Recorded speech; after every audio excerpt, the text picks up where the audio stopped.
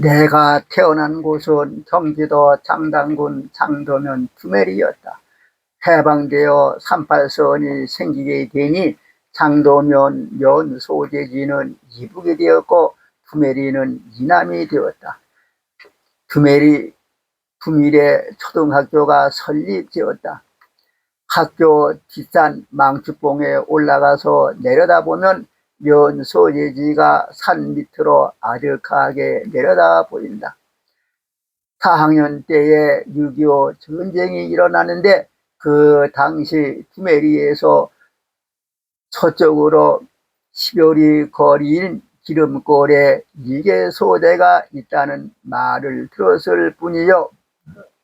구멜리에는 38선을 지키는 군인이 한 사람도 없었다. 인민군들이 넘어오려면 얼마든지 무사 통과로 나올 수 있는 것이다. 음력 3월 1일 초저녁에 총소리가 났다. 인민군들이 또 넘어왔다는 것을 알 수 있었다. 그날 밤 인민군 3명이 우리 집 뒤에 와서 숨어 있다가 늦게 돌아오시는 아버지를 잡아서 이북으로 끌고 가려고 하였다. 구밀 초등학교 앞에서 이북으로 끌려가지 않으시려고 반항하심으로 창으로 찌르고 총으로 쏘아 죽인 것이다. 만약 순순히 끌려가셨다면 죽임을 당하지 않으셨을 것이다. 자기 한 몸의 안위를 위하여 생명을 보존하기 위하여 나라를 팔고 많은 사람들에게 해를 입힌 사람도 많았다고 하던데 우리 아버지께서는 끌려가지 않으시려고 죽임을 당하신 것이다. 나는 그때 큰 충격을 받았지만 몸이 죽는다고 하더라도 바른 일을 해야 한다는 것을 크게 깨달았다. 몇 달이 지나 마음을 안정하고 다시 학교에 다녔다. 6월 25일 아침에 비가 몹시 쏟아졌다. 새벽에 총소리, 포소리가 요란하게 들려왔다. 먼 곳에서까지 들려왔다. 아침이 되니 비도 그치고 총소리도 그쳤다. 밖에 나가보니 군인들이 줄을 지어 내려가는 것이다. 처음에는 웬 군인들이 저렇게 많이 지나가는가 했는데 알고 보니 인민군들이었다. 38선을 지키는 군인도 한 사람 없는데 후방에 무슨 군인이 있었겠는가. 파죽지세로 며칠 만에 서울까지 점령했다고 한다. 몇 달 동안 인민군과도 지냈고 공산주의 정치도 체험해 보았다. 뻔질나게 회의에 나오라고 하며 종 하인으로 지내던 사람들이 제 세상을 만난 듯이 의기양양하게 돌아다니면서 일을 시킨다. 가을에 가서 어느 날 내무소원들이 와서 우리 조밭에 주화를 세워본다고 하여 따라가 보았다. 잘된 곳에서 한 이삭, 중간에서 한 이삭, 잘 안 된 곳에서 한 이삭을 채취하여 주화를 세워보는 것이다. 그러면 그 밭에서 수확이 얼마가 나온다는 것을 알 수 있다고 한다. 북한에 살던 사람의 말을 들어보니 전량이 그들이 예상한 것만큼 나오지 않는다고 한다. 모든 농작물들을 그런 방식으로 전량을 다 빼앗아가고 배급을 준다고 하였다. 구입할 수복으로 인해서 조알만은 세어갔을 뿐이다. 그 후 일사후퇴 때에 중공군과도 살아보았다. 중공군이 나온다는 말을 듣고 동네 사람들이 처음에는 겁을 먹었는데 중공군들은 민폐가 조금도 없었다. 그것은 칭찬할 만한 일이었다.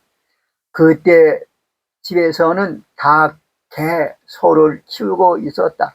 중공군들은 닭 한 마리도 건드리지 않았고 인민군들은 닭과 개를 끌어간 일이 있었으며 남한의 군인들이 와서는 소를 끌고 가서 잡아먹었다. 남한의 군인들은 부녀자들을 겁박하는 예도 종종 있었다. 말을 안 듣고 반항한 사람을 총으로 쏘아 죽인 일도 있었다. 어찌해서 남한의 군인들은 그런 행위를 하는 것인가? 6.25 전쟁이 시작되면서부터 시연이 될 때까지 전쟁 중에서 생활했다. 콩복듯이 나는 총소리를 듣는 것은 예사이고 야간 전투에서 총알이 유성처럼 날아가는 것도 여러 번 보았고 활이 집 옆에 떨어져 움푹하게 패인 것도 보았다. 가을이 되어 두메리 일대 사람들이 모두 피난을 나가게 되었다. 집안 식구들도 그때 피난을 나갔고 할아버지, 할머니와 나만이 남아 있었다. 마당에서 박격포를 쏘는 것도 보았고 저녁 되면 많은 군인들이 줄을 지어 집 앞을 지나 뒷동산에서 민등산으로 갈라진 위쪽으로 올라가는 것을 보게 되는데 그날 밤에는 의뢰의 총소리가 콩복듯이 들린다. 새벽녘에는 부상자들을 들 것이 싣고 내려와서 우리 집 안방과 마루 마당에 놓았다가 아침에 나가보면 가지고 앞산을 넘어갔다. 어느 날 아침에 나가보니 집 앞에 지뢰가 많이 쌓여있는 것을 보았다. 그 많은 지뢰를 사방에 묻어 놓았으므로 아무도 들어가지 못하며 전투를 하는 곳은 지뢰를 묻지 않은 뒷동산 일대와 인민군들이 주둔하고 있는 곳뿐인 것 같았다. 두밀 뒷산인 망주봉에는 인민군이 있었었고 앞산인 민등산 이쪽에서 우리 군인들이 있었다. 망주봉 줄기에서 민등산이 갈라진 지점까지 몇백 미터 사이에 대치하고 있었다. 탱크도 앞산과 우리 집 앞까지만 오고 뒷동산으로는 올라가지 않는다. 매일 저녁 싸우는 것도 그곳인 것 같았다. 내가 몇 해만 일찍 태어났었더라면 나도 군인을 나가 직접 전투에 참석했을 것이고 좀 더 늦게 태어났더라면 참혹한 전쟁을 구경하지도 못했을 것이다. 또한 이 시대에 태어났다고 하더라도 도깨비가 할머니에게 가르쳐 준 그것인 쥐꼬리에서 살지 않고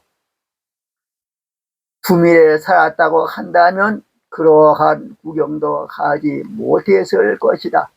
그 당시 두밀 뒷산에는 인민군이 있었고 앞산인 민등산 위쪽에는 우리 군인들이 있었으므로 두밀에서는 살 수도 없었다. 도깨비가 이곳에 집을 짓고 살라고 가르쳐 주었고 가족들이 다 피난을 나갔는데 나와 할아버지 할머니만이 남아 있게 된 것도 나에게 이런 구경을 하도록 하기 위해서가 아닌가 하는 생각도 해보게 되었다. 시연이 되기 얼마 전에 피난을 나왔다. 먼저 피난을 나온 가족들이 살고 계시는 경기도 파주군 조리면 등원리에서 살았다. 할아버지 할머니도 나오셨다. 집도 방도 구할 수가 없어서 6.25 전쟁 때 군인들이 파 놓았다고 하는 방공호에서 살았다. 할아버지는 일산으로 가셨다. 모든 것을 다 버리고 빈 몸으로 나왔으니 생활하기가 힘들었다. 난민들을 돕기 위하여 각국에서 구호물품을 보내왔다고 하여 식량 배급을 주었으나 그것만으로는 연명해 가는데 충분한 양이 되지 못했다. 며칠씩 굶기도 하였다. 그런데 배급 가가리인 면 사무소의 담당 직원은 논밭도 많이 있고 부유하게 잘 사는데 우리보다 몇 배 더 많은 배급을 타간다. 정작 난민들은 굶주리고 있는데 어떤 마음으로 저렇게 하는 것일까? 그럭저럭 내가 자라서 천연면 법원이로 이사 오면서 노동일을 하게 되니 먹고 사는 것은 염려하지 않아도 되었다. 그런데 내 마음은 편안하지 못했다. 어려서부터 못된 일들만 보아왔고 전쟁 속에서 살아왔으므로 이 세상은 무엇인가 크게 잘못되었다는 것을 알기 때문이었다. 이 세상을 바로잡아 모두가 다 같이 편안하게 잘 사는 세상으로 만들 수는 없을까? 그런 것을 생각만을 하고 있었으나 방법이 없고 나로서는 할 수도 없었다. 나는 명랑하지도 못했고 우울할 뿐이었다. 할아버지, 할머니, 어머니를 모시고 있으므로 기계처럼 주어진 일만을 할 뿐이었다. 그러다 보니 소화도 잘 안 되고 건강도 좋지 못하였다. 모든 생각을 다 떨쳐버리고 한 여자의 치맛복에 쌓여서 한 세상을 살다가 가자고 생각하고 있는데 중매 가는 사람이 있었다. 그 당시에도 시부모를 모시고 살려는 사람이 많지 않았는데 그 사람은 싫어하지 않고 할아버지 할머니를 모시고 살면 귀염받고 좋지 않겠느냐고 하므로 어른들을 잘 모실 것이라고 생각하고 22세 때에 결혼하였다. 25세 때 봄에는 위장병이 심하여 물만 마셔도 토해야만 했다. 지금은 내시경으로 검사하고 이 수술을 하지만 그 당시에는 그렇지 못했다. 비록 있다고 하더라도 치료를 받을 수 있는 재력도 없었다. 여러 가지 약을 먹어봤으나 도움이 없었다. 나는 새로운 결심을 하게 되었다. 이 시간에는 여기까지만 말씀드리겠습니다. 감사합니다.